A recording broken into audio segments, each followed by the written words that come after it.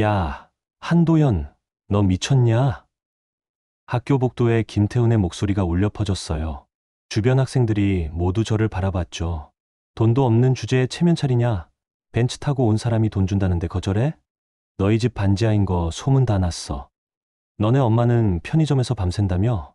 박민호가 제 교복을 훑어보며 비웃었어요. 야, 교복도 낡았다 낡았어. 신발도 다 떨어지고. 이런 주제에 자존심? 학생들이 킥킥거리기 시작했어요. 저는 아무 말도 할 수 없었어요. 거지가 돈을 거절해.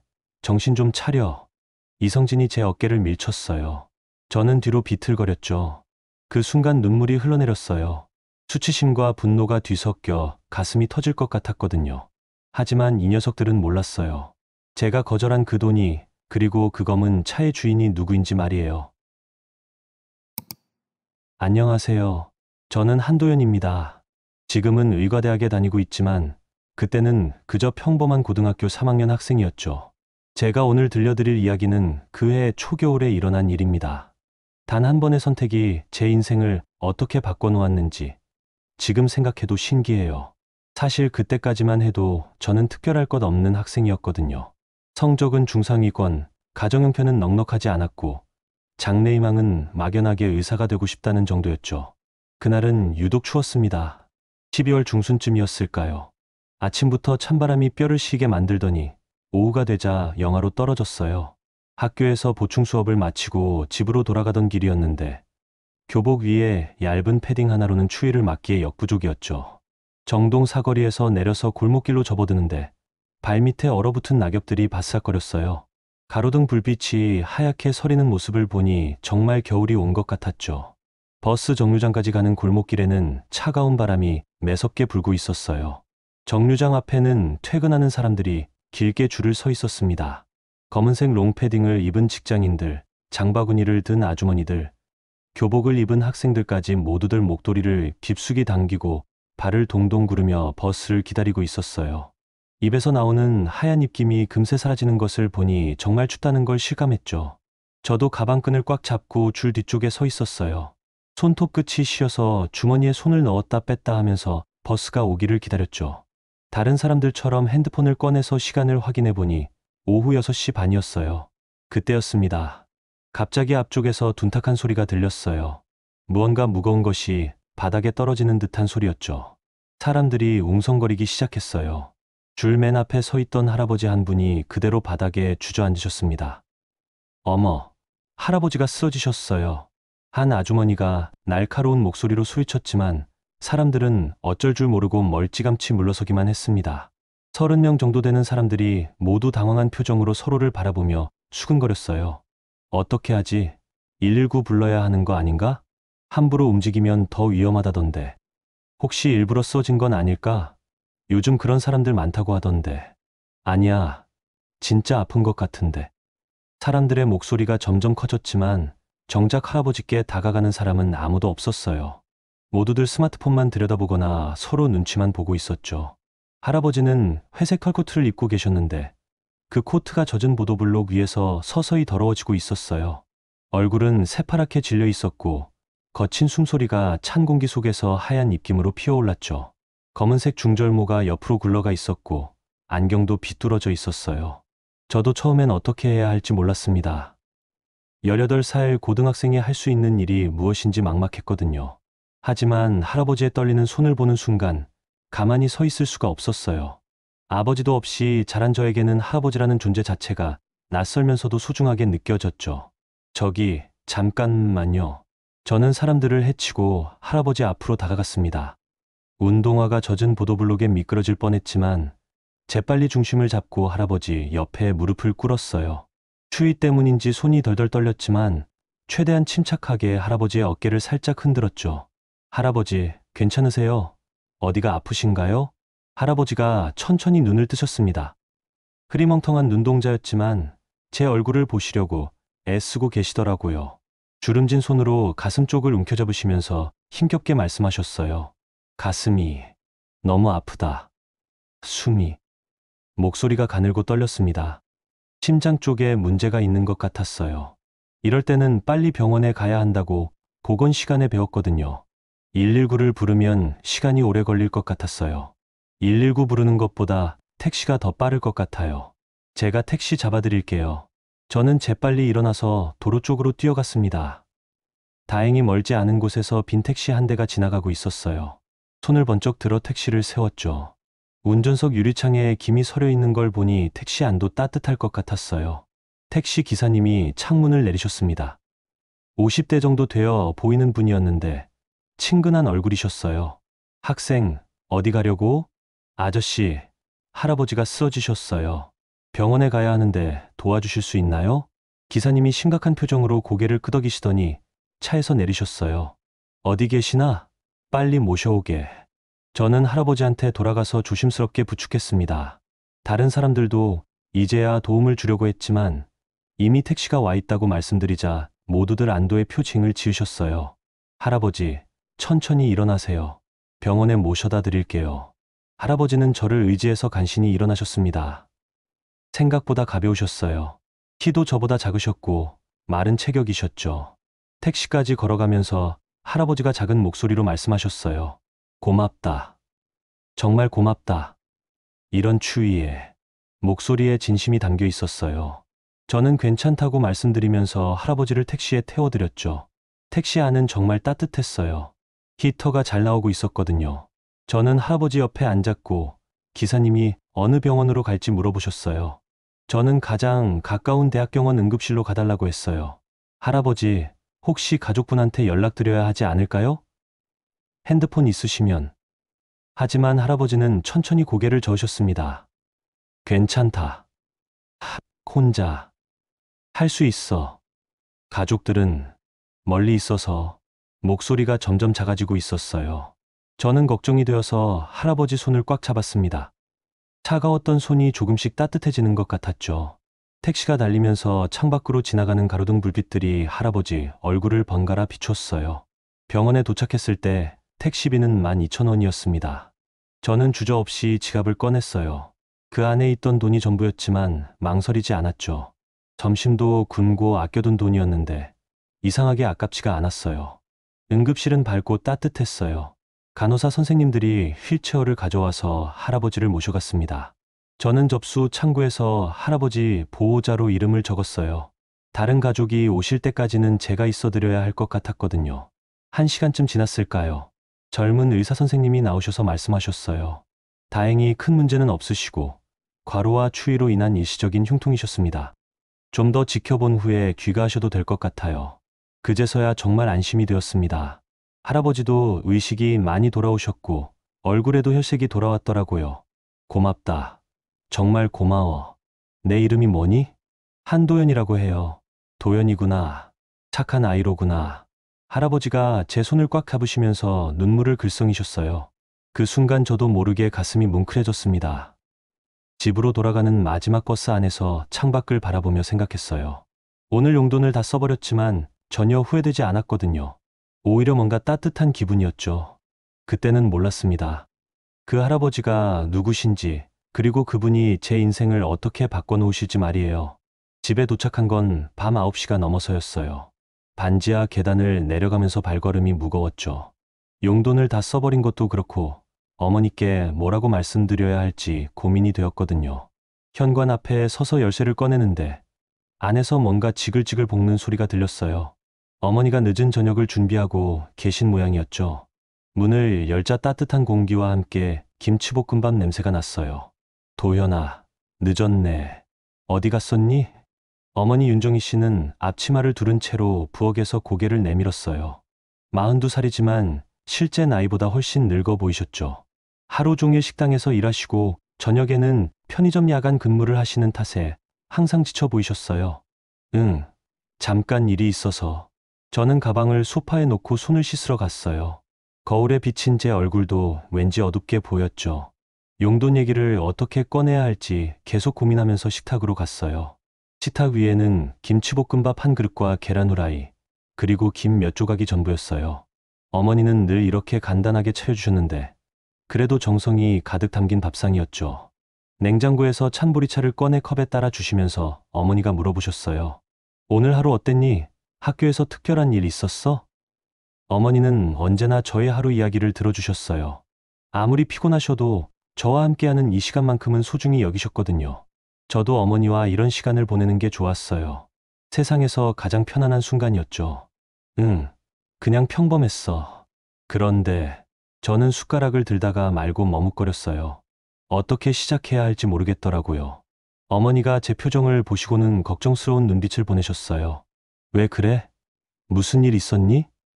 아니야, 그게 아니라 오늘 학교 오다가 저는 천천히 오늘 있었던 일을 말씀드렸어요. 할아버지가 쓰러진 일부터 병원까지 모셔다 드린 일까지 차근차근 설명했죠. 어머니는 중간중간 고개를 끄덕이시면서 제 이야기를 들어주셨어요. 그래서 택시비로 12,000원을 썼거든. 미안해, 엄마. 용돈을 다 써버렸어. 마지막 말을 할 때는 목소리가 작아졌어요. 어머니가 얼마나 힘들게 그 돈을 마련해 주시는지 알고 있었거든요. 식당에서 하루 종일 서서 일하시고 밤에는 편의점에서 계산까지 하시면서 모은 돈인데 제가 하루 만에 다 써버린 거잖아요. 어머니는 잠시 말없이 저를 바라보셨어요. 그 침묵이 길게 느껴졌죠. 혹시 실망하셨나 싶어서 더 작아졌어요. 그런데 어머니의 입가에 미소가 번졌어요. 잘했다. 응? 도연아, 잘했어. 정말 잘했다. 어머니의 목소리는 따뜻했어요. 화가 나신 게 아니라 오히려 자랑스러워 하시는 것 같았죠. 저는 깜짝 놀라서 어머니를 바라봤어요. 사람 도운 건 손해가 아니야. 복이지. 복이야. 어머니가 제 머리를 쓸어주시면서 말씀하셨어요. 거칠어진 손이지만 여전히 따뜻했어요. 하루 종일 일하시느라 손이 거칠어지셨지만 저를 쓸어주시는 손길만큼은 부드러웠죠. 그런데 정말 괜찮아? 화 안 나? 왜 화가 나겠니? 우리 아들이 착한 일을 했는데. 어머니는 정말 화가 나지 않으셨나 봐요. 오히려 기뻐하시는 것 같았어요. 그런 어머니를 보니 가슴이 뭉클해졌죠. 세상에 이런 어머니가 또 있을까 싶었어요. 엄마가 늘 말했잖니. 어려운 사람 도우면 언젠가 복으로 돌아온다고. 어머니의 말씀이 맞았어요. 저도 어릴 때부터 그런 말씀을 많이 들었거든요. 아무리 우리가 어려워도 더 어려운 사람이 있으면 도와야 한다고 하셨죠. 그래서 명절 때마다 복지관에 봉사활동을 가기도 했고요. 그런데 엄마, 이번 주는 용돈 없이 지내야겠다. 괜찮아. 집에서 도시락 싸줄게. 그리고 버스비는 따로 줄 테니까 걱정하지 마라. 어머니는 정말 대단한 분이었어요. 이미 다 계획을 세우고 계신 거예요. 어떻게 이런 상황에서도 이렇게 침착하게 대처하실 수 있는지 신기했죠. 우리는 함께 밥을 먹으면서 이런저런 이야기를 나눴어요. 어머니가 오늘 식당에서 있었던 재미있는 일들을 들려주셨고, 저도 학교 친구들 이야기를 했죠. 그런데 문득 어머니가 먼 곳을 바라보시는 것 같았어요. 엄마, 무슨 생각해? 그냥 내가 점점 어른이 되어가는 것 같아서. 어머니의 목소리에는 뭔가 복잡한 감정이 섞여 있었어요. 기쁨과 아쉬움이 동시에 담긴 것 같았죠. 저도 모르게 가슴이 찡해졌어요. 엄마도 나처럼 어렸을 때 그랬어. 모르는 사람 도와준 적 있어? 제가 물어보자 어머니가 잠시 멈춤했어요. 뭔가 말하려다가 다시 입을 다무시는 것 같았죠. 그러더니 작은 미소를 지으셨어요. 있지. 옛날에 말이야. 그런데 그 말을 끝까지 하지는 않으셨어요. 뭔가 깊은 사연이 있는 것 같았지만 더 이상 묻지는 않았어요. 어머니에게도 저만의 비밀이 있을 수 있으니까요. 밥을 다 먹고 설거지를 하면서 어머니가 말씀하셨어요. 도연아, 너 정말 의사 되고 싶지? 응, 물론이지. 왜? 그럼 더 열심히 공부해야겠다. 의대 가려면 성적이 좋아야 하잖니. 어머니의 말씀이 맞았어요. 저희 집 형편으로는 의대 등록금을 감당하기 어려웠지만 어머니는 늘 제가 꿈을 포기하지 않기를 바라셨어요. 장학금을 받을 수 있을 만큼 성적을 올려야 한다고 하셨죠. 엄마, 나 꼭 의사 될 거야. 그래서 엄마 편하게 해드릴 거야. 그래, 우리 아들 착하다. 어머니가 제 등을 툭툭 두드려 주셨어요. 그 순간 정말 행복했어요. 비록 넉넉하지 않은 형편이지만 서로 아끼고 사랑하는 마음만큼은 세상 그 누구보다 풍부했으니까요. 그날 밤 잠자리에 누워서 오늘 있었던 일을 다시 생각해 봤어요. 할아버지를 도운 것도 그렇고 어머니의 따뜻한 반응도 그렇고 모든 게 특별한 하루였죠. 그런데 잠이 오지 않았어요. 왜인지 모르게 마음이 불안했거든요. 뭔가 큰 변화가 일어날 것 같은 예감이 들었어요. 좋은 변화일까요? 아니면 나쁜 변화일까요? 어머니의 말씀이 자꾸 머릿속에 맴돌았어요. 복이 돌아온다는 그 말씀 말이에요. 정말 그럴까요? 제가 한 작은 선행이 정말 복으로 돌아올까요? 그때는 몰랐습니다. 그 복이라는 게 이렇게 복잡하고 거대한 것일 줄은 말이에요.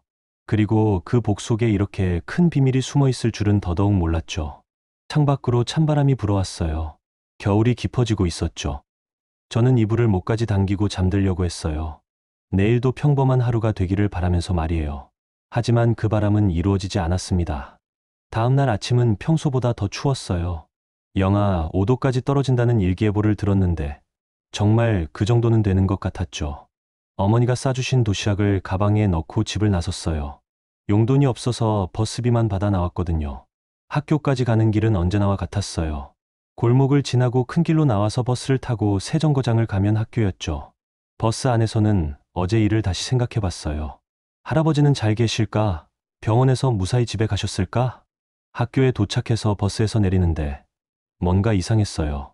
평소보다 학교 앞이 술렁거렸거든요. 학생들이 무리지어 서서 뭔가를 구경하고 있었어요. 저도 궁금해서 그 방향을 봤죠. 학교 정문 앞에 검은색 세단 한 대가 멈춰 서 있었어요. 그냥 검은 차가 아니라 정말 고급스러워 보이는 차였어요.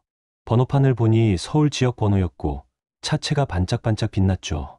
제네시스나 벤츠 같은 고급 승용차 같았어요. 야, 저 차 뭐냐? 완전 비싸 보이는데? 누구 부모님 차 아닌가? 면담 같은 거? 아니야, 면담은 안 하는 시간이잖아. 학생들이 수근거리면서 차를 구경하고 있었어요. 저도 처음에는 그냥 지나치려고 했죠. 남의 일이라고 생각했거든요. 그런데 차 문이 열리면서 한 남자분이 내리셨어요. 50대 정도로 보이는 분이었는데 깔끔한 정장을 입고 계셨어요. 회색 코트를 입으셨는데 정말 품격 있어 보였죠. 손에는 검은색 서류 가방을 들고 계셨고요. 그분이 학교 쪽으로 걸어오시면서 학생들을 둘러봤어요. 뭔가를 찾는 것 같았죠. 그러더니 저쪽에 있던 학생 몇 명에게 다가가서 뭔가 물어보셨어요. 실례합니다. 혹시 한도연이라는 학생을 아십니까? 그 말을 들은 순간 저는 깜짝 놀랐어요. 제 이름을 찾고 계시다니요. 어떻게 제 이름을 아시는 거죠? 그분과 만난 적이 없는데 말이에요. 한도연, 3학년 한도연 말씀하시는 거예요? 네, 맞습니다. 혹시 어디 계신지 아십니까? 학생들이 저를 가리켰어요. 그분이 저를 바라보시면서 다가오셨죠. 저는 어쩔 줄 몰라 하며 그 자리에 서 있었어요. 혹시 한도연 학생이시죠? 목소리가 정중하고 차분했어요. 그런데 왜 저를 찾으시는 걸까요? 혹시 어제 일과 관련이 있는 건 아닐까요? 네, 맞습니다. 안녕하세요. 저는 장기석이라고 합니다. 사회복지재단에서 근무하고 있습니다. 그분이 명함을 꺼내서 저에게 건네주셨어요. 대한사회복지재단 비서실장 장기석이라고 적혀 있었어요. 정말 고급스러운 명함이었죠. 사회복지재단요? 네. 혹시 어제 저녁에 한 할아버지를 도와주셨죠? 병원까지 모셔다 드린? 그제서야 이해가 됐어요. 어제 제가 도운 할아버지와 관련된 일이었구나. 그런데 사회복지재단이라니 그 할아버지가 그런 곳과 관련이 있으신 건가요? 아, 네. 맞습니다. 그런데 할아버지는 괜찮으세요? 네. 덕분에 무사하십니다. 회장님께서 정말 감사해하고 계세요. 회장님이라는 말을 들으니 더 신기했어요. 제가 도운 할아버지가 회장님이셨다니요. 그것도 사회복지재단의 회장님이요. 이때 주변에 있던 학생들이 점점 모여들기 시작했어요. 뭔가 특별한 일이 벌어지고 있다는 걸 알아챈 거죠. 야, 도연이가 뭔 일로 저런 사람이랑 얘기하고 있지? 회장님이라고 했잖아. 완전 대박이네. 진짜 도연이가 뭔 일을 한 거야? 학생들의 수근거림이 점점 커졌어요. 저는 왠지 부담스러워졌죠. 이런 관심을 받는 게 익숙하지 않았거든요. 장기석 비서님이 서류 가방에서 봉투 하나를 꺼내셨어요. 두툼한 봉투였는데 뭔가 들어있는 것 같았어요. 회장님께서 감사의 마음을 전하고 싶어 하십니다. 정말 작은 마음이지만 받아주세요. 봉투를 보는 순간 직감했어요. 돈이 들어있다는 걸 말이에요. 아마 감사금 같은 것일 거예요. 그런데 저는 받을 수 없을 것 같았어요.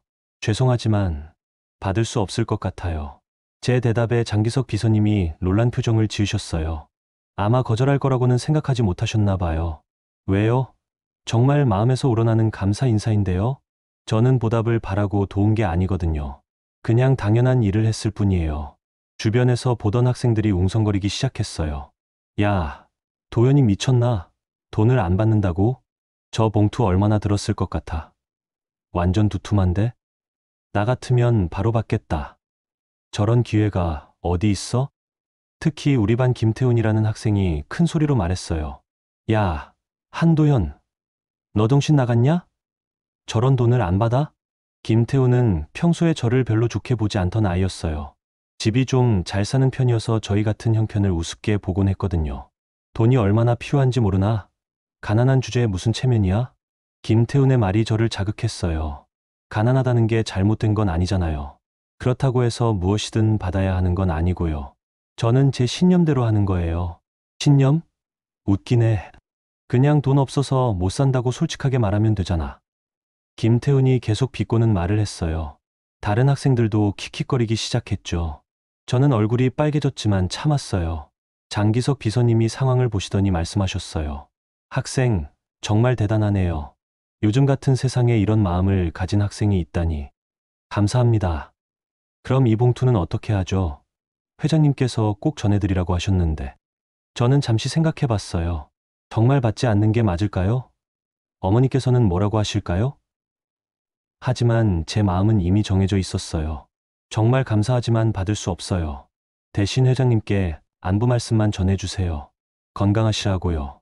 장기석 비서님이 고개를 끄덕이셨어요. 알겠습니다.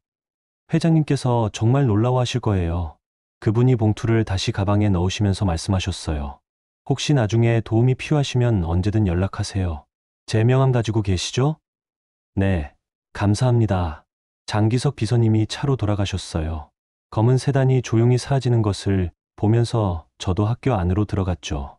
그런데 복도에서 여러 학생들이 저를 바라보는 게 느껴졌어요.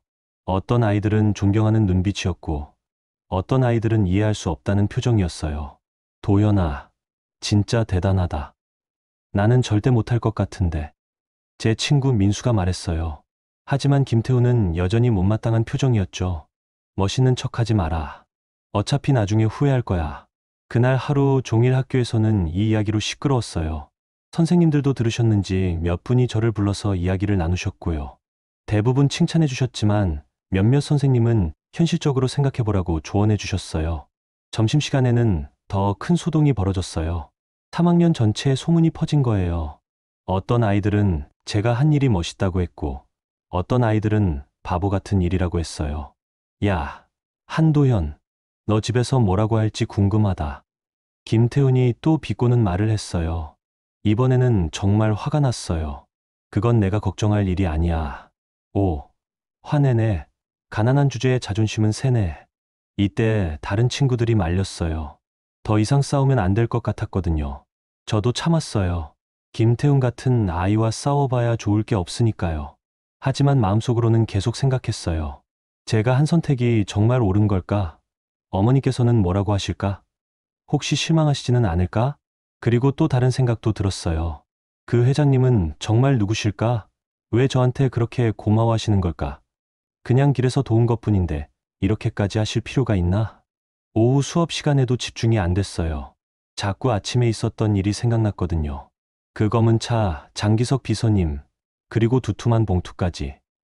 하교할 시간이 되자 몇몇 친구들이 저에게 다가왔어요. 도연아, 정말 대단해. 나는 정말 못할 것 같은데. 근데 진짜 후회 안 해. 그 돈이면 용돈 몇 달 치는 데 쓸 텐데. 친구들의 말이 맞았어요. 그 돈이면 정말 큰 도움이 되었을 거예요. 하지만 저는 후회하지 않았어요. 오히려 뿌듯했죠. 집으로 가는 길에 혼자 생각해 봤어요. 오늘 일로 인해서 제 인생이 어떻게 바뀔까요? 좋은 방향일까요? 아니면 나쁜 방향일까요? 하나는 확실했어요. 이 일이 끝난 게 아니라는 거요. 뭔가 더 큰 일이 일어날 것 같은 예감이 들었거든요. 그 예감은 틀리지 않았습니다. 그날 오후 수업이 끝나고 나서 정말 힘든 시간이 시작됐어요. 김태훈과 그 친구들이 저를 둘러쌌거든요. 복도 한쪽 구석이었는데 다른 학생들은 지나가면서도 못 본 척했어요. 야, 한도현, 아직도 자기가 뭔 대단한 일 한 줄 알아? 김태훈의 목소리는 차갑게 들렸어요. 평소보다 더 공격적이었죠. 옆에 서 있던 박민호와 이성진도 비슷한 표정이었어요. 너 때문에 우리 반이 웃음거리가 됐다는 거 알아? 웃음거리요? 저는 무슨 뜻인지 몰라서 물어봤어요. 그런데 김태훈이 비웃는 표정을 지었죠. 다른 반 애들이 뭐라고 하는지 들었어. 3학년 7반에 돈도 안 받는 바보가 있다고. 박민호도 거들었어요. 진짜 창피해. 같은 반이라는 게 부끄럽다. 그 말을 들으니 가슴이 답답해졌어요. 제가 잘못한 게 뭔가요? 그냥 제 신념대로 행동한 것뿐인데 왜 이런 말을 들어야 하죠? 나는 내가 옳다고 생각하는 대로 한 거예요. 옳다고? 웃기지 마. 가난한 주제에 무슨 자존심이야? 김태훈의 말이 점점 심해졌어요. 이성진이 제 교복을 훑어보면서 말했죠. 보라고, 교복도 다 낡았잖아. 구두도 해지고. 이런 주제에 돈을 거절해? 정말 모욕적이었어요. 제가 가난한 건 사실이지만 그렇다고 해서 이런 말을 들을 이유는 없잖아요. 주먹을 꽉 쥐었는데 손이 떨렸어요. 너희들이 뭔데 이런 말을 해요? 뭔데? 우리는 적어도 너처럼 가난하지 않거든. 박민호가 자기 시계를 보이면서 말했어요. 비싼 시계였죠. 이거 얼마인지 알아? 너희 집 월세보다 비쌀걸? 그 순간 정말 화가 났어요. 우리 집 형편을 어떻게 알고 이런 말을 하는 거죠? 하지만 화를 내면 더 괜찮지 않을 것 같아서 참았어요. 됐어요. 저 먼저 가볼게요. 제가 가려고 하는데 김태훈이 길을 막았어요. 잠깐, 아직 할 말 있어. 뭐요? 너 엄마 편의점에서 일한다며? 야간 근무로? 순간 가슴이 철렁했어요. 어머니 이야기는 왜 나오는 거죠? 김태훈이 어떻게 그걸 알았을까요? 우리 엄마가 그 편의점 가끔 가거든. 너희 엄마 봤는데 완전 늙어 보이던데. 그만해요. 왜? 사실이잖아. 아, 그리고 너희 집이 반지하라는 것도 알아. 우리 엄마가 부동산에서 들었어. 제 개인정보를 이렇게 함부로 말하는 게 정말 기분 나빴어요. 그런데 김태훈은 멈추지 않았어요. 가난한 주제에 체면 떨지 말고 돈 받을 때 받아야지. 언제 또 이런 기회가 와? 그런 식으로 생각하고 싶지 않아요. 그래? 그럼 계속 가난하게 살아. 우리는 상관없어. 김태훈과 친구들이 비웃으면서 갔어요. 저는 그 자리에 혼자 남아서 한참 동안 서 있었죠. 가슴이 답답하고 숨이 막혔어요. 집으로 가는 버스 안에서 계속 생각했어요. 제가 정말 잘못한 걸까요? 어머니께서는 뭐라고 하실까요? 혹시 저 때문에 실망하시지는 않을까요? 집에 도착했을 때는 저녁 7시가 넘어 있었어요. 어머니가 편의점 야간 근무를 나가기 전이어서 다행히 집에 계셨죠. 현관문을 열고 들어가니 어머니가 부엌에서 설거지를 하고 계셨어요. 도연아, 왔니? 오늘은 좀 늦었네. 응, 학교에서 일이 좀 있어서. 어머니의 목소리는 평소와 같았어요. 따뜻하고 부드러웠죠. 하지만 제 목소리는 힘이 없었어요. 하루 종일 받은 스트레스 때문에 지쳐 있었거든요. 무슨 일? 안 좋은 일이야? 어머니가 수건으로 손을 닦으시면서 제 얼굴을 살펴보셨어요. 역시 어머니는 제 기분을 금방 알아차리시더라고요. 저는 오늘 있었던 일을 다 말씀드렸어요. 아침에 온 비서님 이야기부터 김태훈이 한 모욕적인 말들까지 모든 걸 털어놓았죠. 어머니는 조용히 들어주셨어요. 중간중간 고개를 끄덕이시면서 제 이야기를 다 들으셨죠. 그런데 이상한 게 있었어요. 비서님 이야기를 할 때 어머니 표정이 조금 굳어지신 것 같았거든요. 엄마, 제가 잘못한 걸까요? 그냥 받았어야 했을까요? 아니야, 도현아. 너는 잘했어. 어머니의 대답은 확신에 차 있었어요. 하지만 목소리가 조금 떨리는 것 같았죠. 정말요? 다른 아이들은 바보 같다고 하던데. 다른 사람이 뭐라고 하든 상관없어. 내가 옳다고 생각하는 걸 했으면 된 거야. 어머니가 제 손을 잡아주셨어요. 따뜻한 손이었지만 평소보다 조금 차가운 것 같았어요. 그런데 엄마. 응? 그 비서님이 말씀하신 사회복지재단이요. 혹시 아세요? 어머니가 잠시 말을 멈추셨어요. 뭔가 생각에 잠긴 표정이셨죠. 그리고 천천히 대답하셨어요. 글쎄, 잘 모르겠네. 왜? 아니에요. 그냥 궁금해서요. 하지만 어머니의 표정에서 뭔가 이상한 걸 느꼈어요. 정말 모르시는 것 같지 않았거든요. 뭔가 숨기고 계신 것 같았어요. 도연아, 앞으로도 내 신념대로 살아. 돈 때문에 흔들리지 말고. 네, 엄마. 그날 밤 어머니가 편의점에 나가신 후 저는 혼자 방에서 숙제를 하고 있었어요. 그런데 집중이 안 됐어요. 자꾸 오늘 일이 생각났거든요. 특히 어머니의 표정이 계속 머릿속에 맴돌았어요. 뭔가 아시는 게 있는 것 같았는데 왜 말씀해 주시지 않으실까요? 그리고 김태훈이 한 말들도 계속 생각났어요. 정말 모욕적이었지만 한편으로는 맞는 말도 있었어요. 우리 집이 가난한 건 사실이니까요. 하지만 가난하다고 해서 무엇이든 받아야 하는 건 아니잖아요. 제 자존심도 있고 신념도 있는데 말이에요. 그때 문득 생각이 났어요. 그 비서님이 주신 명함 말이에요. 가방에서 꺼내서 다시 봤죠. 대한사회복지재단 비서실장 장기석. 인터넷으로 검색해봤어요. 정말 큰 재단이더라고요. 미혼모 지원, 소년소녀가정 지원, 교육장학사업 등 여러 가지 일을 하는 곳이었어요. 그리고 이사장 이름도 나와 있었어요. 민성호. 민성호라는 이름을 보는 순간 왜인지 모르게 어머니 생각이 났어요. 어머니가 가끔 먼 곳을 바라보시면서 혼잣말 하시던 모습 말이에요. 성호야. 라고 중얼거리시던 적이 있었거든요. 혹시 관련이 있는 걸까요? 아니면 그냥 우연의 일치일까요? 그날 밤 잠들기 전에 창문으로 밖을 내다봤어요. 반지 하라서 보이는 건 지나가는 사람들의 발뿐이었죠. 그런데 왜인지 모르게 불안했어요. 뭔가 큰 변화가 일어날 것 같은 느낌이었거든요.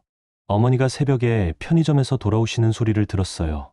조용히 현관문을 여시고 들어오셨죠. 그런데 평소와 뭔가 달랐어요.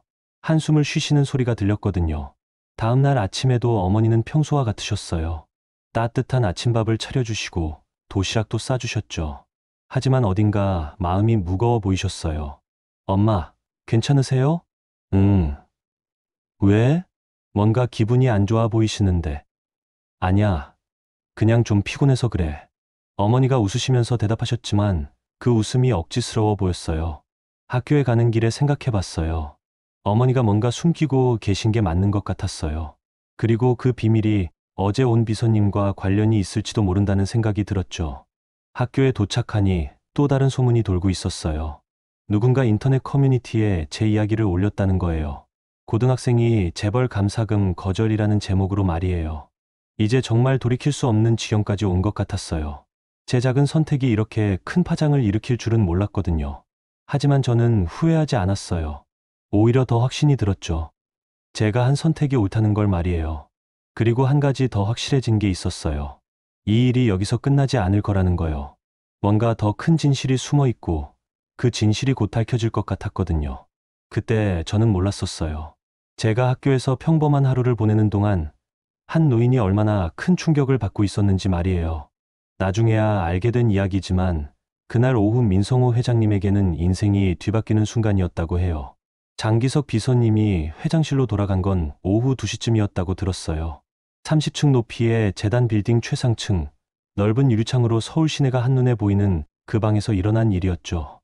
회장님, 다녀왔습니다. 민성호 회장님은 커다란 책상 앞에 앉아 계셨대요. 일은 넘은 나이에도 여전히 카리스마가 있는 분이셨지만 그날은 어딘지 지쳐 보이셨다고 해요. 어떻게 됐나? 학생이 거절했습니다. 회장님이 고개를 들으셨다고 해요. 예상치 못한 대답이었던 모양이에요. 거절. 왜? 보답을 바라고 한 일이 아니라고 하더군요. 그 말을 들으신 회장님의 표정이 복잡해지셨다고 들었어요. 놀라움과 감탄이 섞인 표정이었죠. 장기석 비서님이 조사해 온 자료를 건네드렸어요. 저에 대한 기본 정보가 담긴 서류였죠. 이름, 나이, 주소, 가족 관계 같은 것들이 적혀 있었대요. 회장님이 그 서류를 받아보시는데 갑자기 손이 멈추셨다고 해요. 어머니 이름을 보신 순간이었죠. 윤정희. 그 이름을 보신 회장님의 얼굴이 새파랗게 변하셨다고 들었어요. 서류를 잡은 손이 덜덜 떨리기 시작했대요. 회장님, 괜찮으십니까? 장기석 비서님이 놀라서 물어봤지만 회장님은 대답하지 못하셨어요. 그저 멍하니 그 이름을 바라보고만 계셨죠. 그때 회장님 머릿속에는 20년 전 기억이 떠오르고 있었대요. 젊은 시절의 민성호, 그때는 지금처럼 성공하지 못했던 시절 말이에요. 25살의 민성호는 작은 회사에서 일하는 평범한 직장인이었어요. 그리고 21살의 윤정희와 사랑에 빠졌죠. 어머니는 그때 정말 아름다웠다고 해요. 맑은 눈과 따뜻한 미소를 가진 여자였대요. 하지만 문제가 생겼어요. 어머니가 임신을 하신 거예요.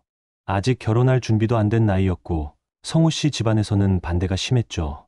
특히 성호 씨 부모님은 정희 어머니의 가난한 집안을 탐탁하게 여기지 않았어요. 애를 지워라. 성우 씨 아버지의 명령이었어요. 차갑고 단호한 목소리였죠. 성우 씨는 어머니에게 그 말을 전해야 했어요. 정희야, 우리가 결혼하기에는 아직 이르지 않나. 성우 씨의 말에 어머니는 눈물을 흘리셨다고 해요. 하지만 꿋꿋하게 대답하셨대요. 아이는 지우지 않을 거예요. 그날 이후로 둘 사이는 점점 멀어졌어요. 성우 씨는 회사 일에만 매달렸고 어머니는 혼자서 임신 기간을 보내셔야 했죠. 그리고 제가 태어났을 때 성우 씨는 병원에 오지 않았어요. 대신 돈 봉투 하나만 보내왔죠. 그것도 비서를 통해서 말이에요. 이걸로 끝입시다. 차가운 한 줄 메모와 함께 온 돈이었어요. 어머니는 그 돈을 받지 않고 돌려보내셨다고 해요. 그리고 그 길로 서울을 떠나 혼자 저를 키우기 시작하셨죠. 20년 동안 성우 씨는 성공했어요. 사업에서 큰 돈을 벌었고 결혼도 했고 재단도 만들었죠. 하지만 가슴 한켠에는 늘 죄책감이 있었어요. 어딘가에서 홀로 아이를 키우고 있을 정희 어머니에 대한 미안한 말이에요. 그런데 그 아이가 자신의 아들이 할아버지인 자신을 구해준 거예요. 그것도 보답을 바라지 않고 말이에요. 회장님은 그 아이러니에 몸서리를 쳤다고 해요. 20년 전에 버린 아들이 자신의 생명을 구해준 것도 신기했지만 그 아들이 보여준 성품에 더 큰 충격을 받으셨던 거죠. 도연이가 내 손자였구나. 회장님이 중얼거리셨다고 들었어요. 목소리가 떨리고 있었대요. 그날 이후로 회장님은 잠을 제대로 주무시지 못했어요. 20년 동안 쌓인 죄책감이 한꺼번에 밀려왔거든요. 성공한 것도 무의미하게 느껴졌고 모든 게 허망하게 생각되었대요. 내가 무슨 짓을 한 거지? 혼자 있을 때마다 이런 말을 하셨다고 해요. 젊은 시절의 선택을 후회하고 또 후회했죠. 그리고 또 하나 놀라운 사실을 알게 되셨어요. 어머니가 지금까지도 제 성을 윤씨로 하고 계신다는 거예요. 결혼하지 않으시고 혼자 저를 키우고 계신다는 뜻이었죠. 20년 동안 혼자서 회장님의 가슴이 무너져 내렸다고 해요. 자신은 편안하게 살면서 어머니는 혼자 모든 걸 감당하고 계셨던 거니까요. 그때부터 회장님은 매일 저희 집 근처를 맴도셨다고 들었어요. 멀리서나마 어머니와 저를 보고 싶어서요. 하지만 다가갈 용기는 나지 않았대요. 무슨 얼굴로 어머니를 만나겠어요. 저는 그때까지 이런 사실들을 전혀 몰랐어요. 그냥 평범한 고등학생으로 생활하고 있었거든요. 하지만 어딘지 모르게 무거운 공기가 감돌고 있다는 건 느낄 수 있었어요. 특히 어머니의 표정이 계속 어두우셨어요. 뭔가 큰 고민이 있으신 것 같았죠. 그리고 가끔 창밖을 바라보시면서 한숨을 쉬시는 모습을 봤어요. 그때는 몰랐지만 어머니도 뭔가 예감하고 계셨나 봐요. 묻어둔 과거가 다시 찾아올 것이라는 걸 말이에요. 운명의 수레바퀴는 이미 돌기 시작했어요. 그리고 곧 모든 진실이 밝혀질 순간이 다가오고 있었죠. 그 일이 일어난 건 일주일 후였어요. 그날도 평소와 같이 학교에서 돌아오는 길이었는데 집 근처에 이상한 기운이 감돌고 있었어요. 반지하로 내려가는 계단 앞에 누군가 서 있었거든요. 처음엔 그냥 지나가는 사람인 줄 알았어요. 하지만 가까이 갈수록 이상했죠. 그분이 우리 집 앞에 계속 서 계시는 거예요. 회색 코트를 입은 노인분이었는데 뒷모습만 봐도 왠지 익숙한 느낌이 들었어요. 저기요, 혹시... 제가 말을 걸려고 했을 때 그분이 천천히 돌아보셨어요. 순간 깜짝 놀랐죠. 제가 일주일 전에 병원에 모셔다 드린 그 할아버지셨거든요. 할아버지? 민성호 회장님이 저를 보시더니 깊게 고개를 숙이셨어요. 그 모습이 너무 의외여서 저는 어쩔 줄 몰랐어요. 도연아. 제 이름을 부르시는 목소리가 떨리고 있었어요. 왜 제 이름을 아시는 걸까요? 그리고 왜 우리 집 앞에 서 계신 걸까요? 할아버지, 왜 여기에 계세요? 어떻게 저희 집을 아셨어요? 할 말이 있어서 목소리가 너무 작아서 잘 들리지 않았어요. 하지만 뭔가 심각한 표정이셨죠. 평소 보던 자신감 넘치는 모습과는 전혀 달랐어요. 그때 집 안에서 어머니가 나오셨어요. 아마 밖에서 나는 소리를 들으셨나 봐요. 어머니가 계단을 올라오시다가 민성호 회장님을 보는 순간 얼굴이 하얗게 변했어요. 성호 씨. 어머니의 입에서 나온 그 이름을 듣는 순간 저는 완전히 혼란에 빠졌어요. 어머니가 이분을 아신다고요? 그것도 이름까지 아시다니요. 정희야. 오랜만이다. 민성호 회장님의 목소리도 떨리고 있었어요. 두 분 사이에는 이상한 긴장감이 흘렀죠. 마치 오래전부터 알고 지낸 사이 같았어요. 어머니, 이분을 어떻게 아세요? 제가 물어봤지만 어머니는 대답하지 않으셨어요. 그냥 민성호 회장님을 차갑게 바라보고만 계셨죠. 도현아, 집에 들어가 있어. 어머니? 들어가 있으라고 했어. 어머니의 목소리가 평소와 달리 날카로웠어요. 처음 보는 모습이었죠.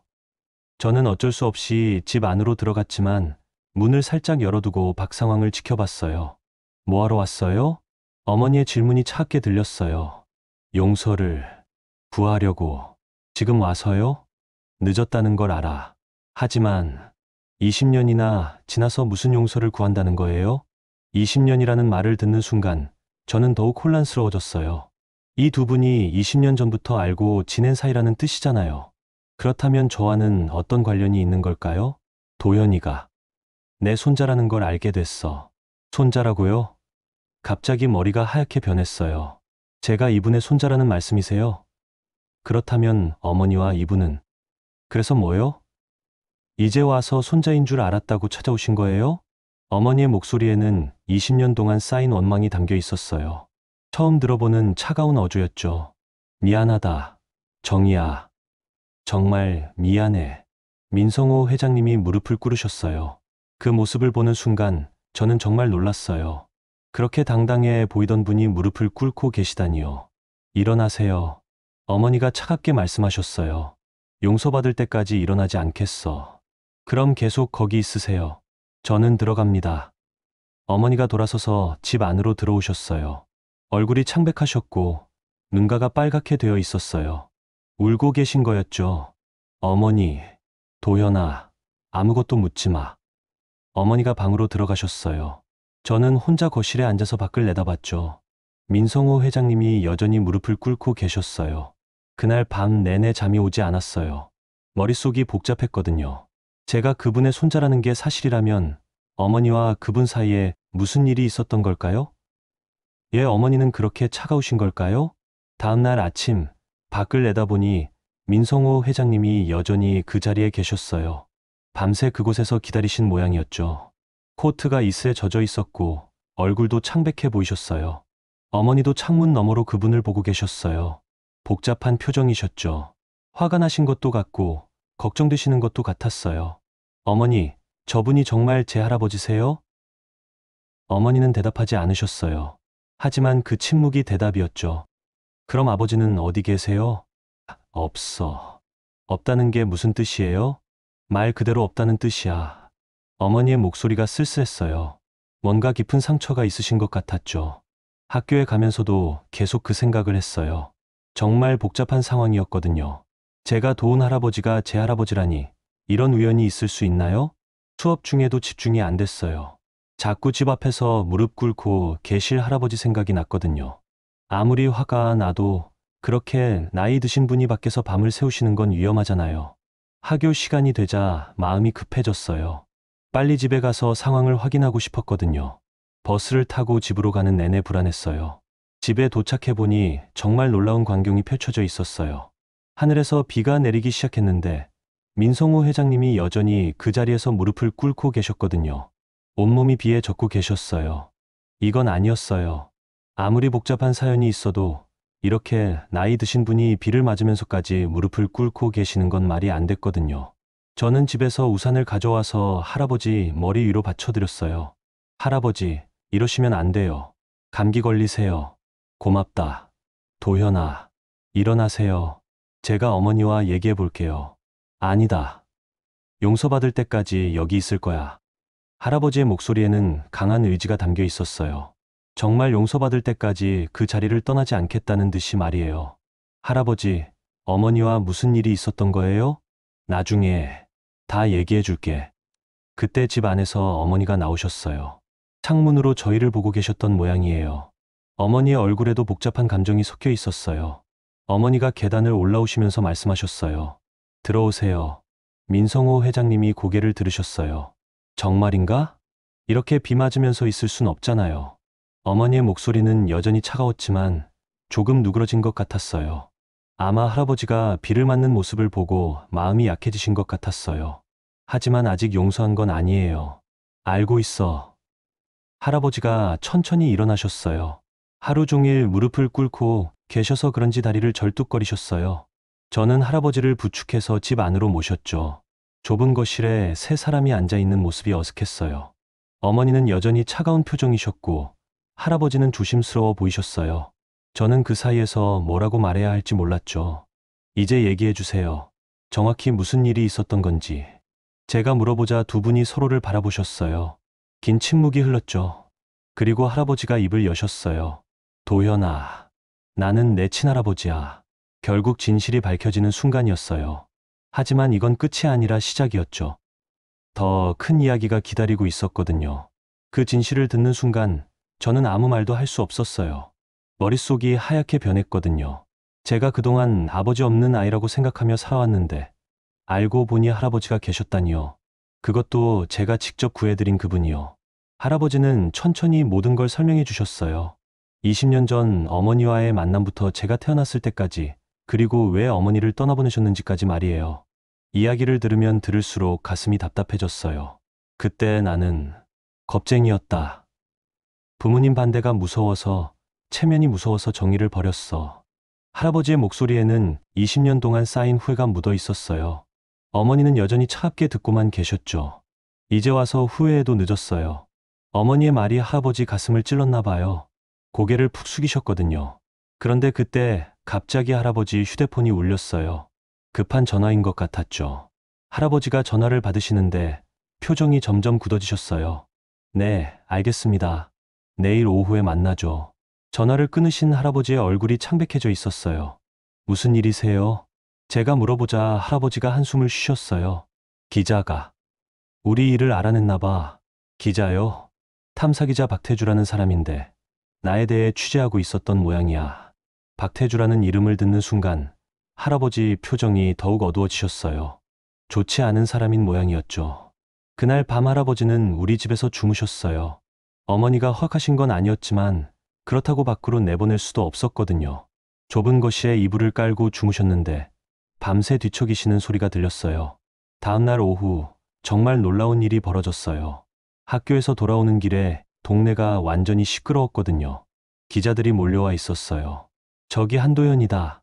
한도연 학생, 잠시만 답변해 주세요.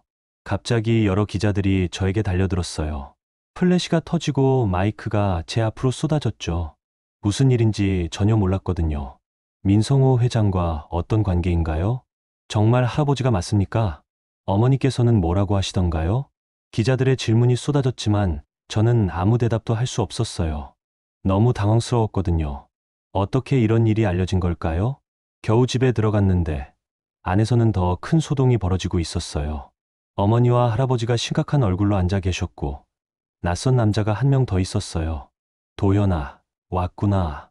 할아버지가 저를 보시면서 말씀하셨어요. 그런데 표정이 평소와 달랐어요. 뭔가 결심을 하신 것 같았죠. 할아버지, 밖에 기자들이 많이 와 있어요. 알고 있어. 이분이 박태주 기자야. 그제서야 그 낯선 남자를 제대로 봤어요. 40대 정도로 보이는 마른 체격의 남자였는데 눈빛이 날카로웠어요. 뭔가 음흉한 느낌이 들었죠. 안녕하세요, 도연 학생. 저는 박태주 기자입니다. 박태주 기자가 저에게 인사했지만 어딘지 가식적으로 느껴졌어요. 진심으로 하는 인사가 아닌 것 같았거든요. 이분이 무슨 일로 오신 거예요? 제가 물어보자 할아버지가 무거운 목소리로 대답하셨어요. 우리 일을 기사로 쓰겠다는구나. 기사로요? 네. 아주 흥미로운 이야기거든요. 재벌과 미혼모의 숨겨진 과거, 그리고 20년 만의 재회라는 제목으로 말이죠. 박태주 기자의 말에서 악의가 느껴졌어요. 단순히 기사를 쓰려는 게 아니라 다른 목적이 있는 것 같았죠. 물론 기사를 안 쓸 수도 있어요. 조건만 맞는다면 말이죠. 무슨 조건이죠? 할아버지가 조용히 물어보셨어요. 간단해요. 10억이면 됩니다. 10억이라는 말을 듣는 순간 저는 깜짝 놀랐어요. 이 사람이 할아버지를 협박하고 있는 거였어요. 만약 거부하시면 어떻게 되는지 아시죠? 민성호 회장의 추악한 과거가 모든 언론에 공개됩니다. 재단 이미지도 완전히 망가질 거고요. 박태주 기자가 비웃으면서 말했어요. 정말 나쁜 사람이었죠. 할아버지는 한참 동안 생각에 잠겨 계셨어요. 그리고 천천히 입을 여셨어요. 10억은 드릴 수 없습니다. 그럼 기사가 나갑니다. 후회하지 마세요. 대신 다른 걸 드리죠. 할아버지의 말에 박태주 기자가 관심을 보였어요. 뭔데요? 진실을 말이에요. 제가 직접 기자회견을 열겠습니다. 이 말을 듣는 순간 박태주 기자의 얼굴이 변했어요. 예상치 못한 대답이었던 모양이에요. 뭐라고요? 숨길 게 없습니다. 모든 걸 공개하겠어요. 할아버지의 목소리에는 확신이 담겨 있었어요. 더 이상 과거를 숨기지 않겠다는 의지였죠. 정말로 그럴 거예요? 그럼 재단은 어떻게 되는 줄 아세요? 그건 제가 감당할 일입니다. 할아버지가 단호하게 말씀하시자 박태주 기자가 당황했어요. 협박이 통하지 않았거든요. 후회하실 겁니다. 박태주 기자가 화를 내며 나갔어요. 하지만 할아버지는 흔들리지 않으셨어요. 그날 저녁 할아버지는 장기석 비서님께 전화하셨어요. 내일 기자회견을 준비해 주세요. 모든 언론사에 공지하고요. 이틀 후 정말 기자회견이 열렸어요. 저와 어머니도 함께 참석했어요. 재단 건물 1층 대강당에 수많은 기자들이 몰려들었죠. 플래시가 터지는 가운데 할아버지가 단상에 올라가셨어요. 그리고 조용히 입을 여셨어요. 안녕하세요. 대한사회복지재단 이사장 민성우입니다. 할아버지의 목소리가 강당 전체에 울려 퍼졌어요. 오늘 여러분께 고백할 일이 있어서 이 자리를 마련했습니다. 기자들이 모두 숨을 죽이고 들었어요. 20년 전 저는 한 여자를 사랑했습니다. 윤정이라는 이름의 아름다운 여자였죠. 하지만 저는 겁쟁이였습니다. 그녀가 임신했을 때 책임지지 못하고 도망쳤습니다. 강당이 조용해졌어요. 모두들 충격을 받은 것 같았죠. 그 아이가 바로 한도연입니다. 제 손자죠. 이 말과 함께 플래시가 더욱 격렬하게 터졌어요. 기자들이 놀라서 웅성거렸죠. 저는 20년 동안 이 죄책감을 안고 살았습니다. 그리고 며칠 전 운명처럼 그 손자를 다시 만났습니다. 제가 길에서 쓰러졌을 때 손자가 저를 구해준 거예요. 할아버지의 목소리가 떨리기 시작했어요. 그 아이는 보답을 바라지 않고 저를 도왔습니다. 그 모습을 보면서 제가 얼마나 부끄러운 존재인지 깨달았어요. 어머니가 제 손을 꽉 잡으셨어요. 어머니도 눈물을 흘리고 계셨어요. 앞으로 대한사회복지재단은 미혼모와 한부모 가정을 위한 지원에 더욱 집중하겠습니다. 제가 저질렀던 잘못을 조금이나마 보상하기 위해서입니다. 할아버지가 깊게 고개를 숙이셨어요. 정희야, 도현아, 정말 미안합니다. 그 순간 강당 전체가 조용해졌어요. 할아버지의 진심이 모든 사람들에게 전해진 것 같았죠. 기자회견이 끝난 후 박태주 기자가 다가왔어요. 하지만 이번에는 기세가 꺾여 있었어요. 이렇게 나올 줄 몰랐네요. 진실보다 강한 건 없습니다. 할아버지의 말에 박태주 기자가 할 말을 잃었어요. 그날 뉴스에는 할아버지의 기자회견이 크게 보도됐어요. 그런데 의외로 반응이 나쁘지 않았어요. 오히려 용기 있는 고백이라며 칭찬하는 사람들이 많았죠. 무엇보다 어머니 표정이 조금씩 부드러워지는 게 느껴졌어요. 아직 완전히 용서하신 건 아니었지만 할아버지의 진심은 인정하시는 것 같았어요. 하지만 이건 끝이 아니었어요. 더 큰 변화가 기다리고 있었거든요. 기자회견이 끝나고 한 달 정도 지났을 때였어요. 할아버지가 갑자기 쓰러지셨다는 연락을 받았어요. 장기석 비서님이 급하게 전화하셨거든요. 도연아, 회장님이 병원에 계셔. 빨리 와주겠니? 심장에 문제가 생기셨다고 했어요. 스트레스와 과로가 원인이라고 하더라고요. 어머니와 함께 병원으로 달려갔죠. 중환자실 앞에서 기다리는 시간이 정말 길게 느껴졌어요. 어머니도 초조해하고 계셨어요. 아직 완전히 용서하지는 않으셨지만 그래도 걱정되시는 마음은 있으셨나 봐요. 괜찮을 거야, 도현아. 어머니가 제 어깨를 토닥여 주셨어요. 하지만 어머니 목소리도 떨리고 있었어요. 의사 선생님이 나오셔서 상태를 설명해 주셨어요. 다행히 생명에는 지장이 없지만 며칠 더 입원해야 한다고 하셨죠. 그리고 가족들이 많이 힘이 되어드려야 한다고 하셨어요. 면회 시간이 되어서 병실에 들어갔어요. 할아버지가 침대에 누워 계셨는데 평소보다 많이 여유어 보이셨어요. 산소 마스크를 끼고 계셨지만 저희를 보시자 손을 흔드셨어요. 할아버지, 괜찮으세요? 제가 다가가자 할아버지가 마스크를 살짝 내리시면서 말씀하셨어요. 괜찮다, 도연아. 걱정 마라. 목소리가 평소보다 약하셨지만 눈빛만은 여전히 따뜻하셨어요. 어머니가 침대 옆에 조용히 서 계셨어요. 복잡한 표정이셨죠. 화가 나 계신 건지 걱정되시는 건지 알 수 없었어요. 정희야. 할아버지가 어머니를 부르셨어요. 왜요? 고맙다. 와줘서. 어머니는 대답하지 않으셨지만 할아버지의 손을 살짝 잡아주셨어요. 그 순간 할아버지 얼굴에 안도의 표정이 스쳤죠. 그날부터 저희는 매일 병원에 갔어요. 어머니도 편의점 일을 조금 줄이시고 할아버지를 돌보셨어요. 처음에는 어색했지만 점점 자연스러워졌죠. 할아버지도 많이 나아지셨어요. 일주일 후에는 산소 마스크도 떼고 일반 병실로 옮기셨고요. 그리고 어느 날 저녁 할아버지가 조심스럽게 말씀하셨어요. 정희야, 도현아, 부탁이 있다. 무슨 부탁이세요? 이제라도 가족으로 살고 싶다. 그 말을 들은 순간 병실이 조용해졌어요. 어머니가 창밖을 바라보시면서 한참 생각에 잠기셨죠. 20년이나 지났는데 늦었다는 걸 알아. 하지만 엄마. 제가 어머니 손을 잡았어요. 할아버지도 어머니도 모두 제 가족이에요. 이제 함께 살면 안 될까요? 어머니가 저를 바라보셨어요. 눈가에 눈물이 고여 있었어요. 미워하는 데만 시간을 쓰고 싶지 않아요. 어머니가 작은 목소리로 말씀하셨어요. 그리고 천천히 고개를 끄덕이셨죠. 한 번만 기회를 드릴게요. 할아버지 얼굴에 환한 미소가 떠올랐어요. 20년 만에 보는 진짜 웃음이었죠. 퇴원하는 날 할아버지가 준비해 놓으신 곳이 있었어요. 우리 반지하 집 근처에 있는 깔끔한 아파트였어요. 크지는 않지만 따뜻하고 햇볕이 잘 드는 곳이었죠. 여기서 새로 시작하자. 할아버지의 말씀에 어머니가 조용히 고개를 끄덕이셨어요. 이사한 첫날 저녁 세 사람이 함께 식탁에 앉았어요.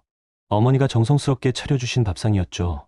된장찌개, 김치볶음, 계란 후라이. 평범한 메뉴였지만 그날만큼은 특별해 보였어요. 맛있다. 할아버지가 한 숟가락 드시면서 말씀하셨어요. 정말 행복해 보이셨죠. 창밖으로 따뜻한 봄 햇살이 들어왔어요. 겨울을 지나 봄이 온 거였죠. 저희 가족에게도 새로운 계절이 시작된 것 같았어요. 도연아, 의대 입시 준비는 어떻게 되고 있니? 할아버지가 물어보셨어요. 열심히 하고 있어요. 좋은 의사가 되거라. 할아버지처럼 다른 사람을 도와주는 의사 말이야. 네, 할아버지. 그날 밤 제 방에서 창밖을 내다봤어요. 예전 반지하 창문과는 전혀 다른 풍경이었죠. 높은 곳에서 내려다보는 도시의 불빛들이 반짝이고 있었어요. 하지만 가장 큰 변화는 풍경이 아니었어요. 저희 가족이 함께 있다는 사실이었죠. 완전한 용서는 아니었지만 다시 시작할 수 있다는 희망이 있었어요.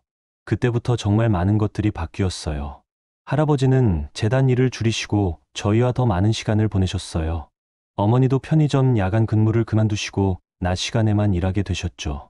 그리고 저는 더 열심히 공부했어요. 정말 좋은 의사가 되고 싶었거든요. 할아버지처럼 다른 사람을 돕는 의사 말이에요. 지금 생각해보면 정말 신기한 일이었어요.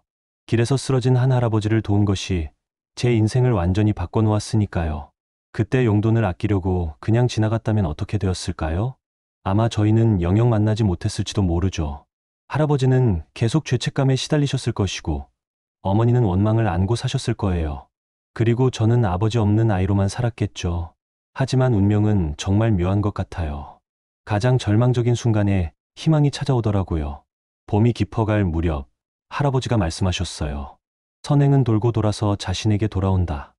도연아, 내가 증명해 준 거야. 그날 저녁 식탁에서 세 사람이 함께 웃었어요. 조용하고 따뜻한 웃음이었죠. 완벽한 가족은 아니었지만 서로를 아끼는 마음만큼은 진짜였어요. 늦은 봄에도 새로운 시작은 가능했습니다. 그리고 그 시작은 때로는 가장 작은 선행에서 비롯되는 거였어요. 여러분, 어떠셨나요? 도연이가 보여준 작은 선행이 결국 가족을 되찾게 해준 이야기였습니다. 때로는 우리가 하는 작은 친절이 누군가의 인생을 완전히 바꿀 수 있어요. 그리고 아무리 늦었다고 생각해도 진심으로 용서를 구하고 새로 시작할 용기가 있다면 모든 건 달라질 수 있습니다. 오늘부터 여러분도 작은 선행을 실천해 보시는 건 어떨까요? 오늘 영상이 작은 위로가 되었다면 좋아요 눌러주세요. 댓글로 여러분의 이야기도 들려주세요. 그럼 다음에도 더 좋은 이야기로 찾아뵙겠습니다. 감사합니다.